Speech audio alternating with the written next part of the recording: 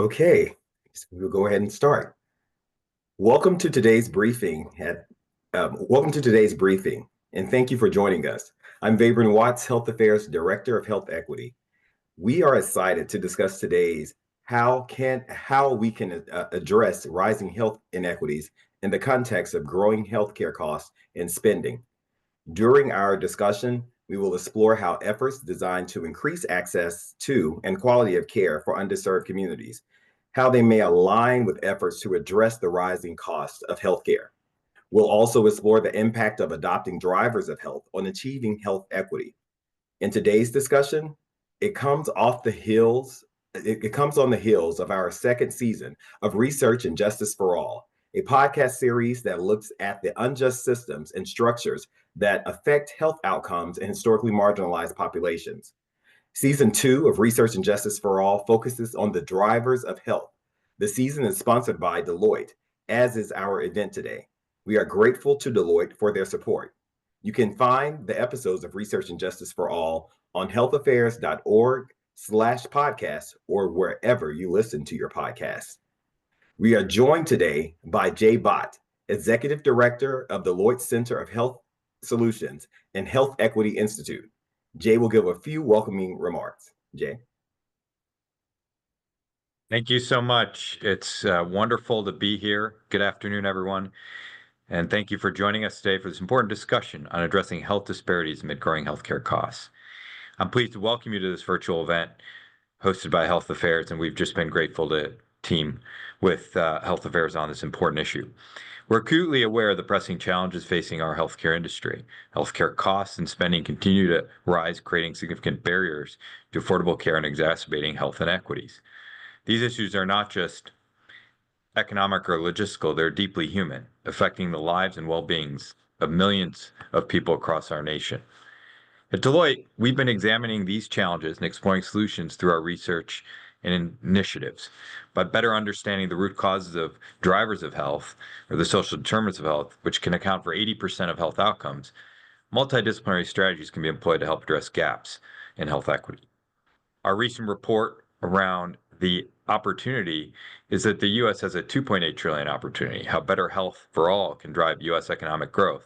And the projected costs and economic impact of mental health inequities in the United States provide insights into the profound economic and societal costs of health disparities. And the cost of inaction is significant. The modeling highlights how addressing health equity gaps across the United States could add $2.8 trillion US dollars to the gross domestic product by 2040 in the U.S., representing a 9.5% increase over current economic projections. The benefits for businesses are also substantial, with corporate revenue and profits increasing by $763 billion through improvement of health equity. The idea is that when organizations lean into health equity, integrate it as part of their business and their strategy, there is value to be created and lives to be improved and outcomes that improve as a result.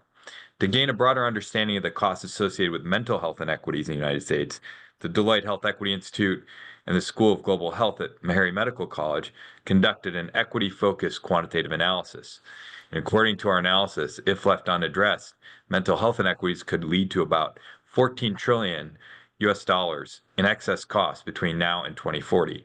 This equates to a cost to society of roughly 42,000 per person living in the United States. And we were honored to work with Meharry on this report. These reports underscore the urgent need to address inequities in healthcare access and quality, particularly for historically underserved communities. And furthermore, this has had profound impacts on individuals and their families, with 1,000 per American being the cost of health inequities today and 3,000 per American in 2040, if nothing significant is done differently on this issue. That appears to be unaffordable and can alter the trajectory of health of individuals, families, and communities. We found that beyond the economic benefits, assuring health equity means fostering human sustainability. People should be healthy so that they can thrive, have purpose, and contribute to the society. And the holistic approach underscores the interconnectedness of good health and a prosperous economy, emphasizing that business solutions should prioritize and impact the well-being of individuals and communities. And business can be powerful agents of positive change and innovation and collaboration. At Deloitte, we lead with purpose to help create more prosperous and equitable society through our commitments to social impact from our purpose office. And driving change on sustainability, equity, and trust. And we are not alone. This is everyone's business, and the broad role of business presents both an opportunity and a responsibility to contribute to a better future. As leaders, it's important to commit to being driving societies and communities to a better place and where we live and work. We have a role, all have a role to play and an economic opportunity in driving that change. Today's event is an opportunity to delve deeper into these issues and explore actionable strategies to bridge the gap between rising healthcare costs and the need for equitable access to quality care. We will hear from esteemed leaders in the field who are at the forefront of this important work. And they will discuss innovative approaches to creating a more equitable and sustainable healthcare system. The path to health equity involves collaboration, innovation, and commitment to the best health and well-being for everyone. This includes helping to ensure that people with disabilities, rural communities, veterans, women, and those affected disproportionately receive the additional support they may need to realize the potential of a healthier life. Good business and good health go hand in hand. And it's through these efforts that we can create a healthy future in society, regardless of how their geographic location, race, socioeconomic status, or any other factor may impact access or quality of care. Thank you once again for being here today to engage and share the insight and messages with your stakeholders and communities. Health equity is everyone's business. Thank you so much, Dr. Bott. And as he said, health equity is everyone's business. As we jump into our conversations today, we are joined by a panel of experts to lead the conversation. They include Dr. Margarita Alegria, Chief of the Disparities Research Unit at Massachusetts General Hospital and Professor in the Department of Medicine and Psychiatry at Harvard Medical School. We are also joined by Attorney Nelson Dunlap, Vice President of Public Policy and External Affairs, School of Global Health at Meharry Medical College. And we are joined by Dr. Andrew Anderson, Assistant Professor of Health Policy and Management at Johns Hopkins University. But for those joining us today, questions may be submitted through the Q&A tab at the bottom of the screen.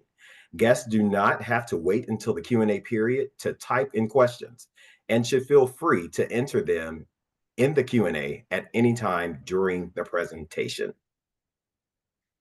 Now, as we jump into our discussion, I would like to start off with Dr. Alegria. May I call you Maggie? Is that okay? Sure. Yeah. All right. So, Maggie, what is the cost of health inequities, and how is the cost, and how is this cost affect? How does this cost affect healthcare more broadly? Yeah. Obviously, I mean, there's several estimates of the cost, starting with the work that Thomas Leviste has done, that I'm going to present from the Unending Equal Treatment, where Thomas Leviste mentions that approximately you can count it as much as $1 trillion. If you think about data that he collected from 2003 to 2006, and actually then look prospectively and projected, it's $1.03 trillion that we would have for 2018. So imagine that. I mean, I think there's other estimates that have been done according to the Deloitte report of also that we expect an increase of $1 trillion by 2040, basically because this is going to be accumulating more and more. But basically what we know is that Black populations disproportionately shoulder most of this economic burden of racial and ethnic minorities, followed by Latinx individuals, American Indian and Alaskan Native individuals, Native Hawaiians, and even Asians, also shoulder this cost. But I mean, there's so many things, Bob, that we could do to lower this cost. I think in Unending Equal Treatment, we mentioned several of the things we could do because this is not only causing suffering, but it is also a rippling effect that affects all the population, as was said before. I think we in the unequal treatment report talked about the importance, if we wanted to lower costs, of prioritizing prevention rather than treatment of advanced diseases. If you take, for example, one of the areas that I think is very innovative and people are talking about is the issue of maybe providing obesity medications to actually lower reduce diabetes and cardiovascular disease, two illnesses that are highly preventable in minoritized communities. So buying, for example, the patents of those drugs and actually lowering so that everyone can access these medications and prevent some of these illnesses might be one thing. The other one has been making sure that we do more on quality of treatments rather than going to we use a lot of care that actually, if you think about it, people don't really end up treatment because the care is so poor that people drop out of care before they actually have finished the treatment, and there's a lot of on premature treatment termination, and people don't receive enough of a dose. Using new models like the accountable care organizations, there's actually great data that we present in the unequal treatment showing how accountable care organizations were not only better in terms of quality and access, but also in terms of cost savings. And then there's lots of models like Vermont's Blueprint for Health Initiative or New Zealand's Health Pathways. We have models of care that have shown in pilot studies and in small initiatives to really be able to be cost savings. And then payment reform. We believe that payment reform could be used as a way of cost saving, making sure that we provide sufficient care to the practitioners in Medicaid as a way to and incentivize people to be able to come to the pool of Medicaid providers.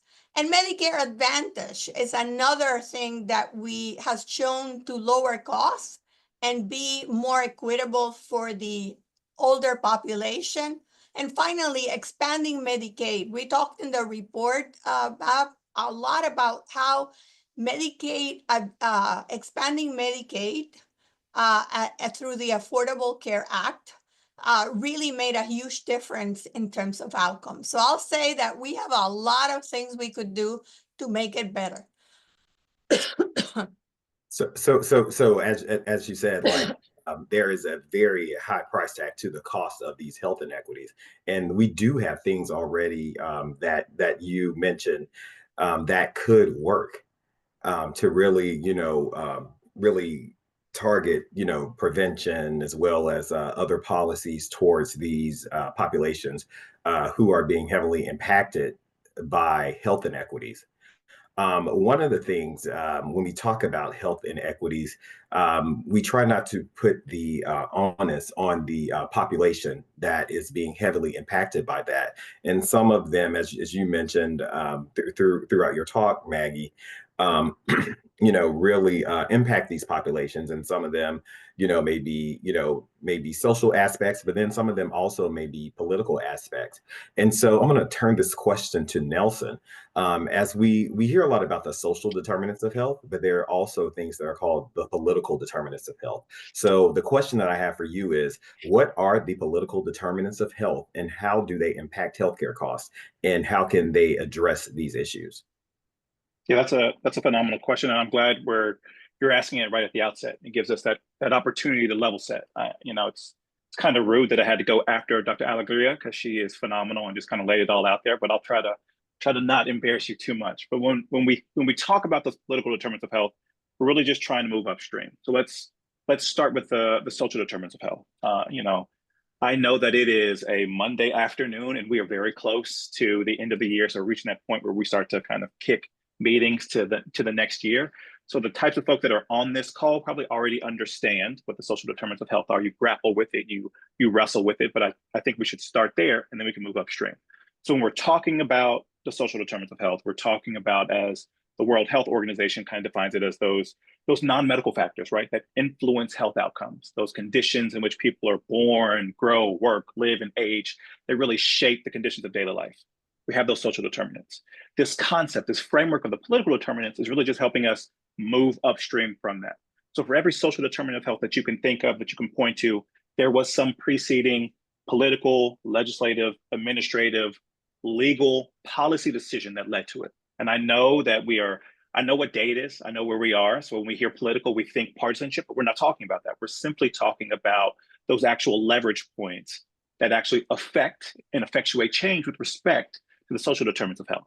So as an example, right, if you think about the social determinant of education, right, that is a social determinant, it impacts our outcomes. There was some preceding legal legislative policy decision that led to it, right? It's the school board or a state agency.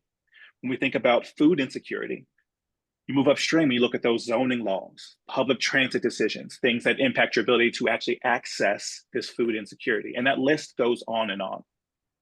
The purpose behind the political determinants of health is really just to understand, to identify, and to grapple with the opportunities to effectuate change. So if that second question I think you asked was how do these impact healthcare costs?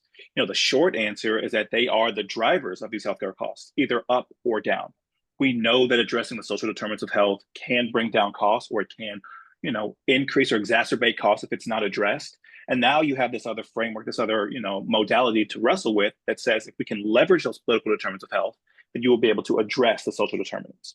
Again, I really want to highlight that these are the rules of the road, right? We already know what these political determinants of health are kind of intrinsically because of the work that we do, but having a framework, having that lexicon around it means, okay, now I can understand how do I figure out those leverage points and how do I actually effectuate change? So it's not just, a webinar on a Monday afternoon. It's us figuring out how do we impact and improve the lives of our loved ones. Exactly. So as you were saying, Attorney Dunlap, you said that we have the political determinants of health, which influence the social determinants of health, which those social determinants of health can influence those health disparities that are impacting our community. And so sometimes it takes going back to those political determinants of health to see where those policies were put into place to really course correct things. And so as we talk about trying to course correct, we know that health inequities increase U.S. healthcare costs, but addressing them maybe at the political level also requires funding. So this question is for Dr. Anderson, Andrew Anderson. What are the cost implications of addressing the health inequities versus not addressing health inequities? Sure. Hi, everyone. Thanks for having me. I'm going to take a slightly different angle, but first I want to just start by reminding you of something that Senator Bill Cassidy said in 2022 about maternal mortality in Louisiana. And he said, I quote, "If you correct our population for race, we're not as much of an outlier as it would otherwise appear." At the time, I was living in Louisiana, and it was a statement that sparked a lot of outrage, both locally and made it into the national news. It was palpable. Advocacy groups rightly pointed to, these comments like this deflect from the broader root causes, like a broken health system, entrenched inequality. But obviously, this isn't just about one senator. It's about a broader status quo where those with power and resources shift blame. We're told that poor health outcomes are the result of personal irresponsibility, as if suffering is deserved. Michael Sandel, he's a Harvard moral philosopher, said it really well. He said in The Tyranny of Merit, among the winners, it generates hubris, and among the losers, it generates humiliation and resentment. And that resentment isn't just about immigration and outsourcing, which we saw in the last election. It's about a system that punishes people for circumstances beyond their control. And this frustration is everywhere. We see it, more recently in the murder of United Health CEO, and there was a mixed public reaction, including anger. But some of that non-angry reaction reflects some of the mistrust in our system.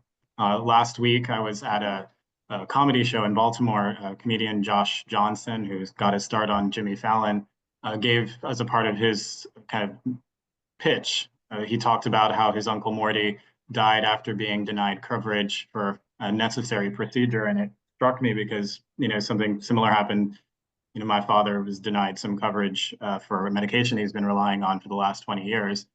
And these failures are not accidental. They are expected outcomes in a system that's designed in a particular way. I also like this, Matthew Desmond, who was known for his book, Evicted. He came out with another book called Poverty by America, where he talks about this playbook of, first we allow elites to hoard resources like money or land. Second, we pretend that the arrangement is natural or unavoidable, or ignore it altogether. Third, we attempt to address social problems caused by hoarding only, with the scarce resources that are left over. Then we fail. And then we claim that this is the best that we can do, and we blame anybody except those that deserve the blame. But to your central question about, what are the cost implications of doing something or not, the financial cost of inaction are clear. So, Maggie laid out the billions of dollars in preventable illness, lost productivity, increased spending. We don't talk about the wasted potential. There's not investment in the potential that every human being has, in this country and beyond. But it's also the cost to social cohesion, which I think is even harder to quantify, and it's far more dangerous. I think communities that lose trust in their community, their institutions, they, lose trust in one another. It breeds a cycle of alienation and division and weakens bonds that sustain our democracy. And it also, threatens our collective well-being. So, in contrast, investing in equity is not just about improving health outcomes. It's about rebuilding that trust. Universal access to good care sends a powerful message. Every life matters. This strengthens our shared responsibility, our mutual respect that underpins social cohesion. Everybody knows, or many people know, John Rawls famously asked, if you didn't know whether or not you were born and you were going to be born wealthy or poor, black or white, healthy or sick, how would you design our society? I think we have better answers for how that society would look, but yet we're still here with a system where people hoard resources for the privilege while leaving the rest of us to fend for ourselves. There's another quote that I wanted to share, which I like, is, Tolstoy captured this absurdity really well. He says, "I sit on a man's back, choking him and making him carry me, yet assure myself and others that I'm very sorry for him and wish to ease his lot by all means possible, except by getting off his back." So the question, I don't think, is necessarily just whether or not we can afford to act, because it definitely will take a different distribution of resources and different means by which to distribute those resources, which I think is a core goal of public policy. But the other question is, how much longer can we afford not to do something? And as we move into the panel, the questions from the Q&A, I want to back up a little bit. Someone asked the question, and this is for any of the panelists. How are you all defining health equity? Because this is a broad term, but someone just asked that question. And feel free to jump in. I would say equal opportunity for thriving and health, independently, of race, ethnicity, but based on the person's need. So if someone needs more, they should be able to get that more. So it's not necessarily equal. It's actually trying to make sure that everyone receives what they need for having health.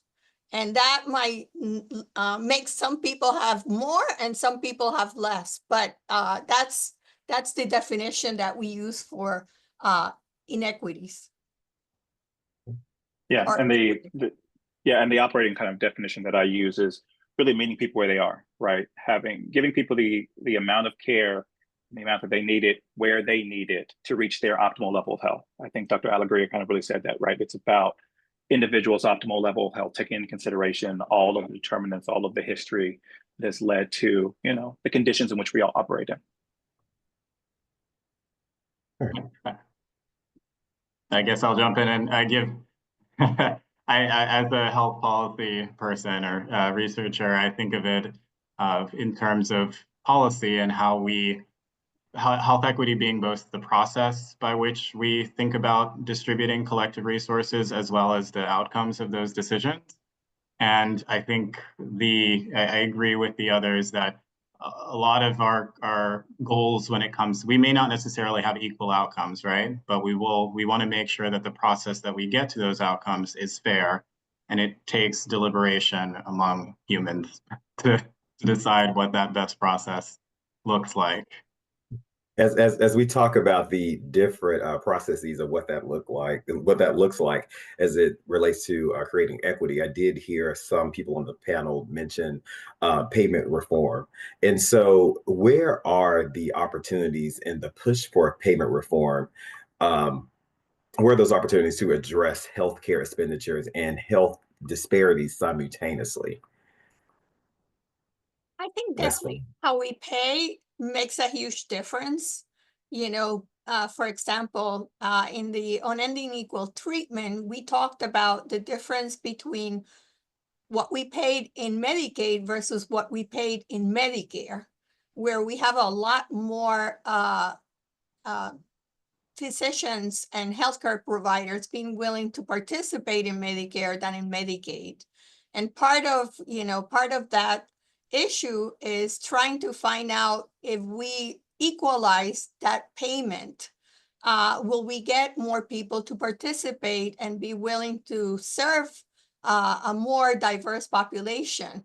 And so that's an example. We know, for example, that because we put so much money in paying for inpatient care, a lot of people are willing to put money and invest in inpatient care rather than invest in preventive care, because they feel that preventive care is not going to be realized during the time that people are in their insurance. And so those are things that make a huge difference, that we could have a bigger say, and especially putting more money into preventive care, ensuring that insurance companies do invest in preventive care. I'm going to stop there because I know my colleagues have more to say in this area. Yeah, no, I don't want to add on to anything, right? I think that Dr. Alegria said it perfectly. However, I will kind of say that we're going to pay for it one way or another. That's the way I think about it, right? And you asked that question, where the pay for is, how is this getting paid? So either we pay for it now or we pay for it on the back end, and Dr. Alegria kind of highlighted that when we talk about preventive care. So for me, when we have these conversations and we think about where those opportunities are, I'm having conversations with my students. I always try to say, let's think about where the opportunities are, where the actual chances to effectuate change exist. And I think that the most important thing to keep in mind is really kind of that audience of who you're talking to about this pay for, right? For some folks, the moral imperative is enough. For other folks, you have to come with a fiscal kind of argument. And as long as you're considering who you're talking to as we contemplate this pay for conversation, you have an opportunity to actually get somewhere. So going back to what Dr. Alegria said at the beginning, when she talked about obesity, right?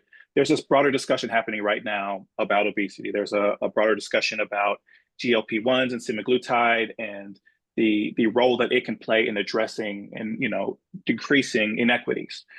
Recently, CMS came out with a proposal for Medicare and Medicaid to cover that. And again, for some folks, that is a moral imperative. There's an opportunity for us to provide these drugs that'll improve health outcomes with respect to obesity. For others, that's not as salient.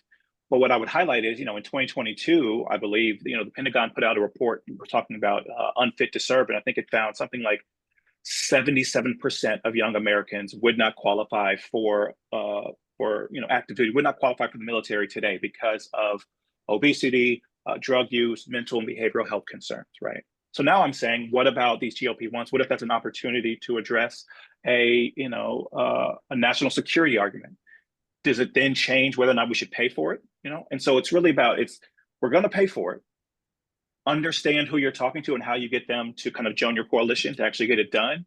And then keep in mind that at the end of the day, this is all about the three kind of operating definitions we gave for equity, making sure that everyone has the opportunity to live their best life and reach their optimal level of health, no matter who's paying for it or how we get there.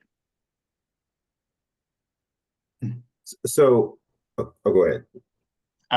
I don't have much else to add. I would just agree with everyone else, and then just say that I do think that primarily improvement follows the money.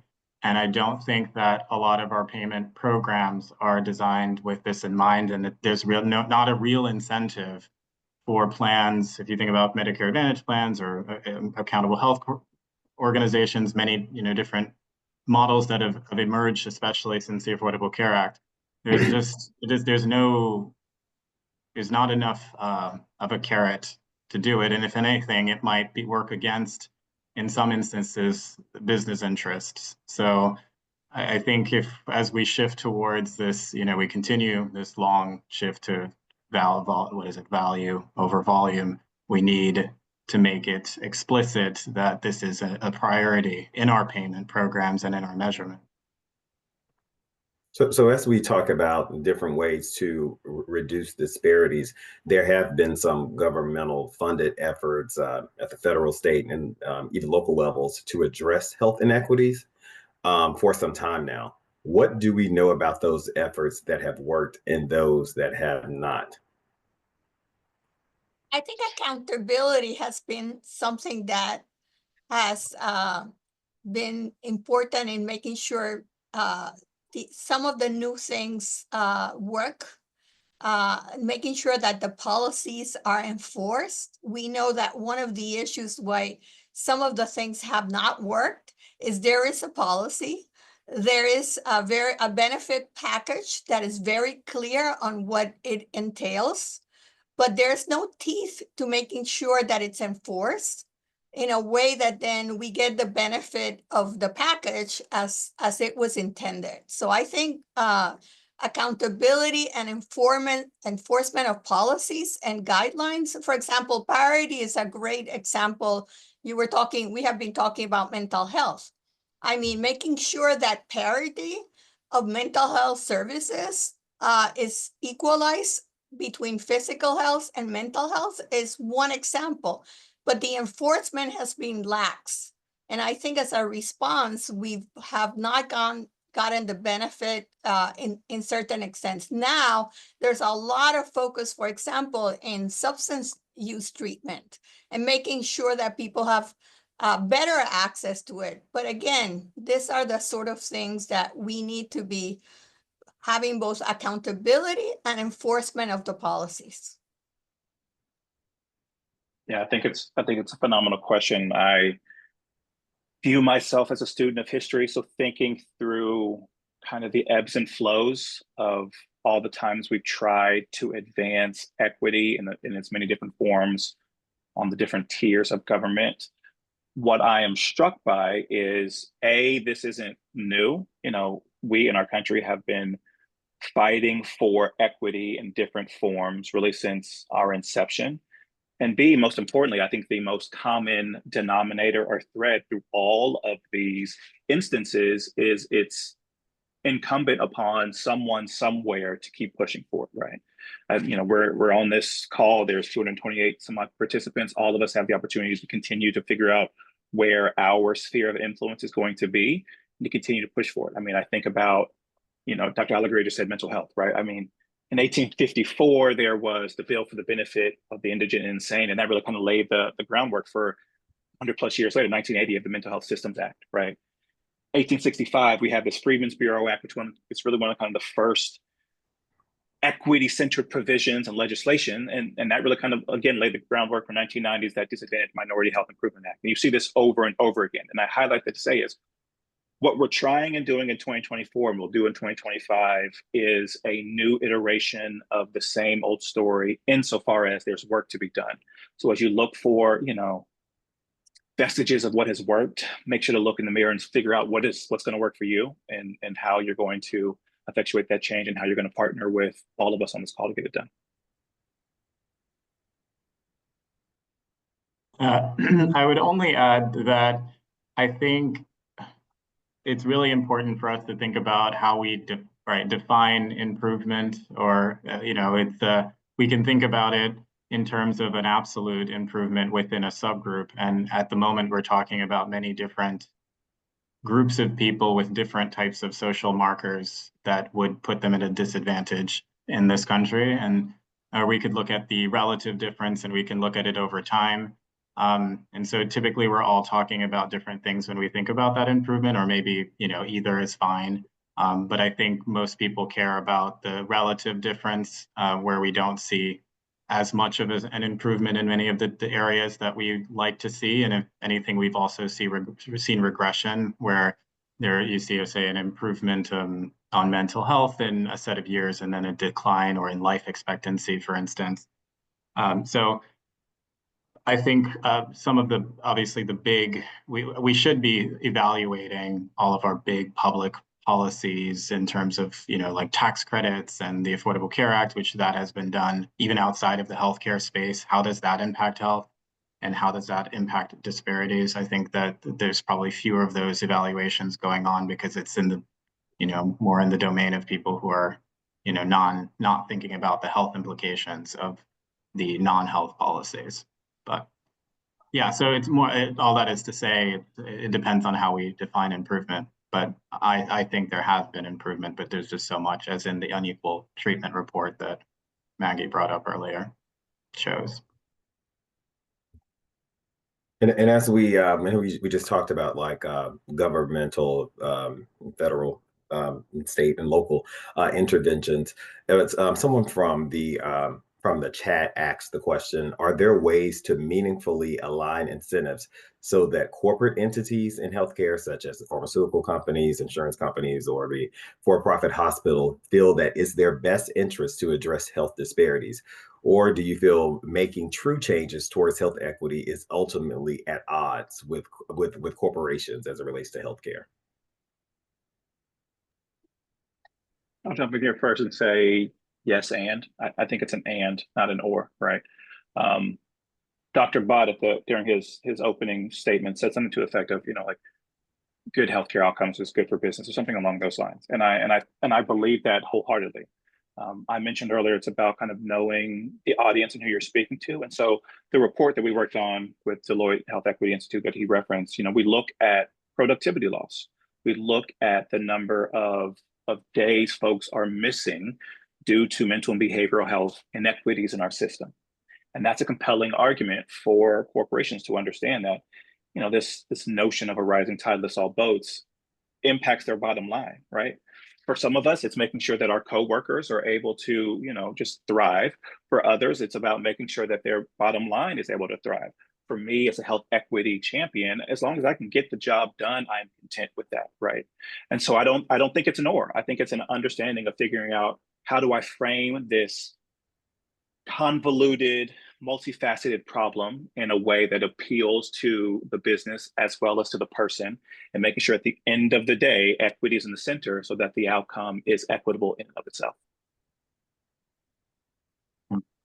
I can give one example, I think, from so CMS is doing some work here, and somebody in the chat brought up the AHEAD model. There's the ACO REACH model that are trying to do some of this incentive alignment. There's also the Health Equity Index that's going to be included in the Medicare Advantage Star Ratings program that's coming up, and as well as there's a Health Equity Summary Score going on behind the scenes among health plans. And so I do think, to the questioner's question, that we can align incentives. It's just, healthcare, again, is one component of all of this. And I don't know if we're still going to be trying to solve some of these problems way downstream. And in the models that I see emerging, it seems they're acceptable to plans, like private plans, for instance, but there's not a lot at stake for not improving. And there's so many other models and payment models that providers and payers are involved in, and there's competing incentives. It's hard to tell whether or not yet any of these sort of efforts towards trying to make health equity more of a priority will emerge as a kind of an area where these organizations will choose to focus based on the number of dollars that are at risk. Yeah, I totally agree with what the other speakers have said. I think these new models, we still need more evidence that they have an impact on corporations. I have to say I'm a little bit skeptical. because the effect on corporations it's a long-term effect. It's not a short-term effect. And we know that the pressures of corporations are profit, and that profit, sometimes is not necessarily transferred to healthcare benefits. So I think we have to be careful to see what happens with this new new attempts to make sure that it works. But I have to say I'm still skeptical. I think we need to watch. And accountability, again, I'm going to keep on harping on the importance of accountability. And I'm glad that most of this new attempts are being evaluated to see whether they produce the effect that they produce. I always say that I'm so grateful that the Agency for Healthcare Quality and Disparities really does that assessment of looking at what's happening. Are we doing better? Are we doing worse? And I mean, if you look at the numbers, most of it is we're the same. And in unending equal treatment, unending the unequal treatment, we found that the progress is minimal. It's really not there. So I hope that these new things make the difference. And as we so it's transitioning here, but as we talk about like numbers, you mentioned numbers and the data. Gaps in data is an issue for addressing health disparities in health. What is the correlation between data gaps and the cost of healthcare? Well, if we don't know who are the people that are having the worst issues, and if so much of claims data is empty, we don't know, the race, ethnicity, we don't know immigrant status, language, many things that we need to know to really do a more targeted types of intervention. I think it also doesn't allow for accountability to the states who run a lot of these programs. And it also does not help us identify groups that we might misattribute that they're doing well when they really are not. There are Asian groups that people think they're doing great. And when you look at and more granular data, you find out that it's not, doesn't cross across all groups. Same for asthma. You look at asthma in children, well, different Latino groups do worse than others. So we need more data to be able to track where we're doing well, and also to make sure that then we raise that voice of where the groups having a more stronger impact. And just to follow up with that, how can we get more data? Because sometimes I know in the past couple of years, asking this type of information has been controversial. So what are like some remedies or some suggestions that we can do to, obtain this data? Yeah, I wanted to just, have a round of applause and say amen to what Dr. Alegria was just saying, right? I think when it comes to data gaps, that's one of the best opportunities that we have to effectuate change quickly. And to your question about how do we fix that, I think that accountability is the big driver behind that. To put it back into that earlier framework of the political determinants of health, data gaps are a political determinant, right? A decision somewhere in some system is being made on which buckets of individuals are being collected for data or not. It's kind of really that simple. Dr. Bott mentioned the report that we worked on that's looking out to 2040, kind of projecting out the cost. That was the second report on the back end of a previous report that looked at the previous, project or economic cost of mental health inequities. And I highlight that to say is because as we looked at that data, we found that based on our current mental behavioral health system, we're effectively leaving 117,000 lives that could be saved due to excess loss, or $278 billion, right? These are huge numbers of lives and dollars. But that's really an undercount, because as we use the traditional sampling, 5.8 million Americans are left out or not included when we do the traditional sampling for federal surveys for mental and behavioral health. And those are 5.8 million Americans that are either incarcerated or in nursing homes and institutions of that nature. That's a data gap, and that's a decision. And I give that as an example because last summer, I was talking about this very report and I was highlighting this. And the state legislator asked me, she said, does my state collect that data? And I told her, I'm not gonna lie to you right here. I'll meet up with you afterwards and we can talk through it. And the reason she wanted to know is because she said, I'm going to introduce a bill in my state legislature to address this in particular. We want to have the data. So when we highlight data gaps and we see opportunities, we have to hold the folks who have their hands on the levers of power accountable, because sometimes they just don't know. And as soon as we can tell them, maybe they can do something about it. Yeah. Yeah, I would second and third all of that. As far as the accountability, it's going to be payment, it's going to be public recognition through reporting and transparency.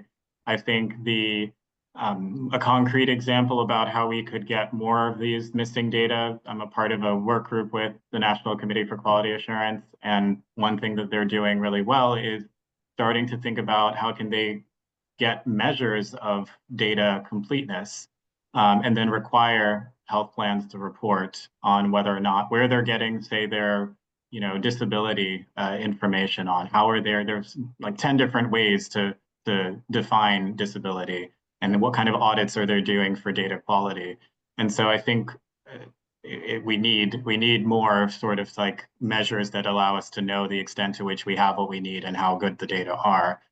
And then, lastly, I think almost by definition, we don't know what the correlation between the missing data and the costs are, because we don't have the data in order to assess that correlation. But we can think back to some of the cost of this during the pandemic, say when we were missing so much race and ethnicity data at the county and state levels, and then when we were able actually to get that data, we then could compare to see, what were the costs of that missing picture. And a lot of that came down to premature death and long COVID and disability and all of that came out of the mishandling in some instances in poor public health infrastructure, especially data infrastructure. I really I want to emphasize the point that Andrew made about the quality of the data, because, for example, Medicaid or Medicare data, I mean, in doing some analysis that I'm doing with my colleagues, we're finding that some of the data in some states is so bad that it cannot be used. It cannot be used because there's so much inconsistencies in the data and missingness in the data that it cannot be even used to do disparities work. So that tells you that we need to have more enforcement about the quality of the data. And if the quality is poor, it has to have some repercussions for the state. It should not be data that we're paying if the data is so poor. So I really emphasize the quality of the data as an important measure. And as we talk about data and how it also is important to various populations to identify health disparities, I will ask the question, with the transition to a new White House administration in a couple of weeks, how do we continue to address racial and minority-specific health disparities, even if they are not a primary focus of the new administration? Yeah, I think. Oh, go ahead. Did I freeze? Well, I think this is a community. Communities will ask for this data. I freeze? Can you hear me? I'm sorry. Yeah, we can hear you. I think that communities. Okay. So did you? I think communities will be asking for data. We're seeing more and more communities saying that they also want data, that it should not only be data at the state level, but at the local level. And I think that that's gonna raise the issue of having data. I think I cannot imagine that any type of political system does not want to have the type of racial ethnic data that we need to do a better job. Because if not, I mean, it's all on us. It's not only on minoritized populations, it's across the board. this will have an impact across the board for Medicaid, Medicare programs, for private insurance. So I don't know, I think we'll have to emphasize the importance of the data. Yeah, I agree with that. And I would say, with the new White House administration, it was always going to be a new White House administration, which meant that there's always going to be opportunities for education, right? There's new folks in new roles, which means there's new opportunities for us, in the field to educate those in positions of power about the necessity and the importance of the work and the things that we're advocating for. I think the data piece is highly important. And so the only thing that I would add to that is to say, we need to bring more folks to the table as we talk about this, that coalition building. I think that the single most persuasive thing I've ever done in my entire life was to convince my wife to marry me. And in so doing, I learned a whole lot about the power of nurses and the role that they play, and the role that they play as, an institution in advancing health equity, both within the hospital system and within their communities, right? Figuring out ways to bring, academia and the nurses organizations and big pharma and whoever else to the table to say, here's a thing that we all care about, be it mental and behavioral health, be it you name it. You should also care about this is probably going to be our most effective way and most effective path forward. I think underlying that question is the sort of the idea that the next administration probably, based on the rhetoric, is this will be less of a priority, is addressing disparities and health inequities. And I do think that will pose a challenge to some dimensions of this work at the federal level. I remember, but I don't lose hope, because I remember during the last administration when I was working on CMS contracts with the Office of Minority Health, the work was still continuing. Some of the work that was going on in the last Trump administration is now coming out now, and the time is long and it takes a long time to get things implemented. And there was some shift in priorities. I think at the time it was more focused on rural populations and how to define those, and there's some serious issues in the healthcare infrastructure in areas that are harder to, outside of urban areas in the United States, which does deserve attention. And so I think there's a lot to be done still, and the issues remain the same. Some issues will get more attention than others in the media, but I think a lot of the work will continue, especially at the state and local level. And I think there's a lot of work to be done. Even before this switch in administration, there are many states that are going in different directions. Some who are not doing things that are promoting health equity, and some that really are. And so I think it's a mixed. I have a mixed answer to sort of what the next administration means, but I'm sort of waiting to see what happens. But there's a lot going on, and will continue to go on. I just think the national conversation is going to look a little different, but it won't mean that work isn't happening. Yeah, and I want to emphasize also that state health policy people, many of them are people that have been through many administrations. This is not going to be the new administration. They've been through many of these administrations, and they have many of the same goals we are all talking here. So I take my hat to them that they're very interested in making sure that we have good data so they can do their job. And for our final question, I know we have 4 minutes. This is for the individual. So what are some action items that a frontline person working in healthcare, such as doctors, physician, nurses, can do to help health policy and improve health equity despite policies in place that may potentially hinder the progress of moving forward?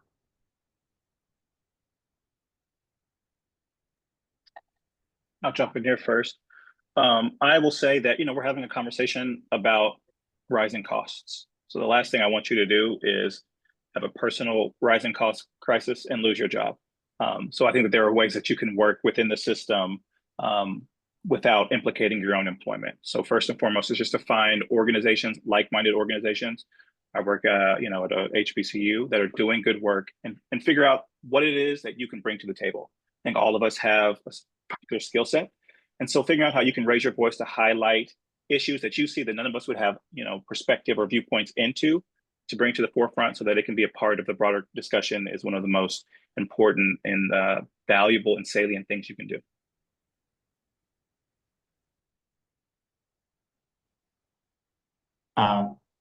So I think as a frontline person, I would become more civically engaged if possible, even outside of in trying to do more in your neighborhood and if you're a physician, doing more within your own clinic.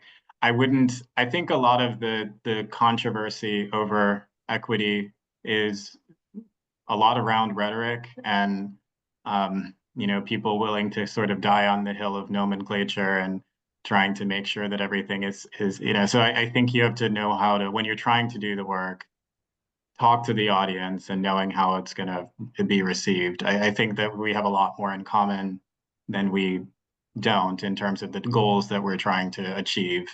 It's just how we go about it. So I think we will have to continue to work with each other, and and we all have our own platform from which we're trying to make the world a little bit more equitable. And I think if you're on this webinar, especially, you're probably in a position to make an impact, and I don't think much, hopefully, I don't think much will change.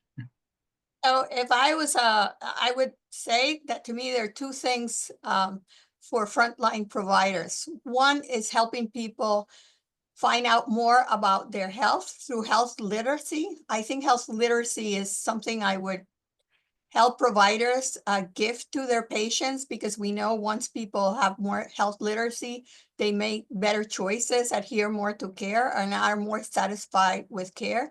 And second, I would tell them to vote, that they need to vote to make sure that they're also making their voice heard in many of the important aspects of their healthcare. Yes, it goes to show that everything that we do is connected. And as you said, Dr. Alegria, that really health literacy can really shine the light on a bunch of situations. So first of all, I would just like to thank everyone who attended today, as well as our esteemed panelists, Dr. Alegria, Attorney Dunlap, as well as Dr. Anderson. Today's discussion was brought to you by Deloitte. Health Affairs is grateful for its support of our work, research, and justice for all. We hope you will also join us for upcoming events. You can find more information about these events and other upcoming events at Health Affairs website. That's healthaffairs.org. Thank you again to our panel and to our audience today. We are adjourned. Thank you.